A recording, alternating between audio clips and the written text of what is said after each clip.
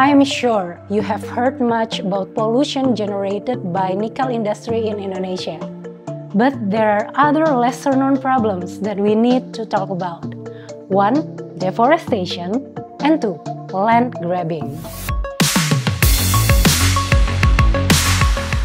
Indonesia has one of the largest expanses of tropical rainforest in the world.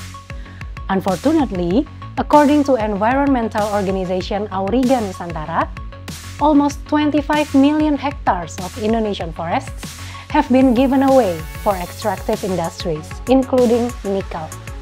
Auriga also notes that in 2023 alone, Indonesia lost more than 200,000 hectares due to deforestation. Most of the deforestation in the past few years happened near nickel processing areas such as in Morowali Industrial Park and Weda Bay Industrial Park that are mostly funded by Chinese companies.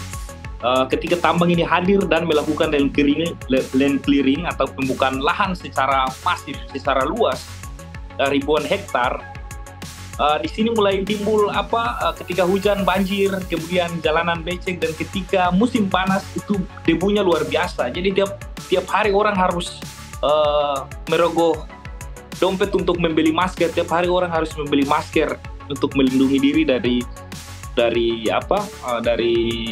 debu-debu. Ini berdekatan langsung dan tidak ada jarak kawasan industri dengan pemukiman warga. Industrial activities have also driven local residents to relocate, causing them to experience difficulties in making ends meet. What makes things worse is that some nickel companies have the habit of taking lands from local owners without their consent. This practice of land grabbing is happening notably in Weda, Halmahera, where most of the lands are used for industrial activities. Banyak kebun warga di sekitar situ yang terpaksa dilepas ke perusahaan karena tidak lagi produktif, karena terganggu dengan aktivitas. Ini banyak sekali kasusnya. Ada juga yang kalau di Gemap ada yang kebunnya itu digusur dulu, kemudian negosiasi harga lahannya dari belakang, ganti ruginya dari belakang. Dan ini banyak sekali kasus-kasus penggusuran secara tiba-tiba, kemudian negosiasinya di belakang. According to a recent report by Climate Rights International, the company cut down people farmlands, blocked access to their farmlands, and excavated the lands without their consent. Some companies even ask the Indonesian police and military personnel to help them take the land. Since 2019, activists in Sagea, a village in Halmahera, have put an enormous effort into protecting their land. They formed the Save Sagea movement to restore contaminated rivers and cars. Recently, Sagea became famous after a video of its beautiful river turning brown went viral. The river was polluted thanks to deforestation and mining activities.